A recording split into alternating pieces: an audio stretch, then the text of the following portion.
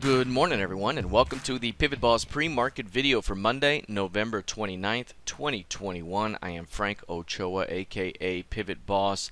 Happy Monday, everyone. I hope you all had a fantastic holiday week last week. We have seen quite a bit of selling pressure on Friday's action, and Friday was only a half day. And you can see right here, Friday took out multiple week lows. This is something we talked about before. We had that pivot high and this pivot low.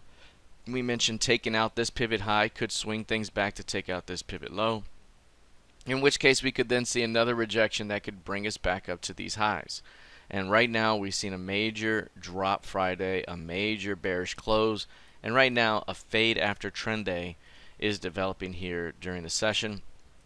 That 4650 level is going to be very, very important. That's right where the midpoint was during Friday's session, and it's the breakdown of the week's range before that. So again, to come back to that zone, bears would look to defend to extend weakness down below. Otherwise, pushing back above that zone could open up a continuation back to test the recent high. So right now, keeping an eye on that 4650 to see how it plays out. From a longer term perspective, if this is the first day in what could become additional weakness over the next several, then again 4650 would be an opportunity to trap and return downward as this thing pushes lower back towards, say, 4500, maybe even below 4421 would be the key range. So how far do we go?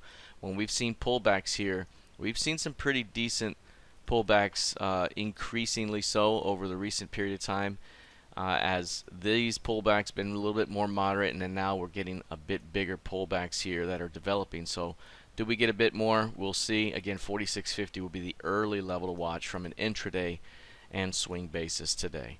All right, let's take a look here at the NQ. Here's the NQ, very, very bullish overall. Price also took a tumble here during Friday's session. It began with a failed new high right there. We had a strong top right there and a low that comes into play right here. So again, we haven't quite taken out that low. We did have quite a bit of selling pressure on Friday, and that failed new high with a bearish outside day, and now we're testing the midpoint of that Friday range, again around 16.2. So if there's a failure to find acceptance back through that zone, then this early strength could be seen as selling opportunity for bears to extend the weakness back toward recent lows and perhaps into the previous quarter's high price. So we could be looking at more weakness ahead. Again, the 16.2 level will be the early level to watch here today. Let's take a look here at crude oil. Crude oil up 6% today, up 6%, but it was down tremendously on Friday.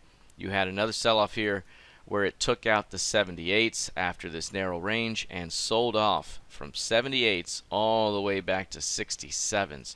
Tumbled more than 11 handles in one half session. I mean, that is tremendous weakness right there. And now you're seeing a fade after trend day. This is something we talked about before, that if we do fail here, it could open up quite a bit of weakness back towards 70.27. Again, because we had the key range here. That key range high, if we were going to fail at 75.52, then it could open up a 70.27 test. We could even see further weakness that takes us back to the recent lows as well. But right now, we've gotten to the middle of the key range. We got right to yearly VWAP as well. Year-to-date VWAP right there. It hit that composite VWAP and bounced. So that's basically value. The last time we got there, it trapped below it and it triggered a tremendous phase of strength.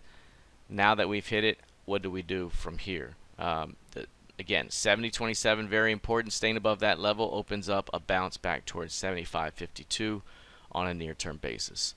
Let's take a look now at gold futures. Gold here sold off tremendously from the highs.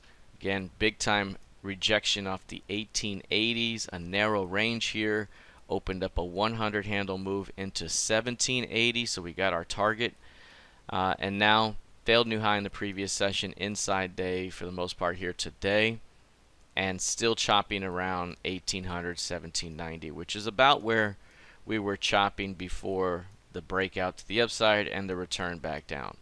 And so that's been a spot here where we constantly get away from that level, chop and go, come back to it, chop and go, and 1790 is the level. So we're right there right now. We could continue to see more chop in this zone. The fact that we have broken back below 1840 again suggests that we could continue to float towards 1760, at which point we may bounce back up. So right now, sideways chop in this range with a downward bias towards 1760. All right, that is it for now. We'll see how this plays out heading into the rest of the session. Good luck, trade well, and I'll see you in the trading room. Take care.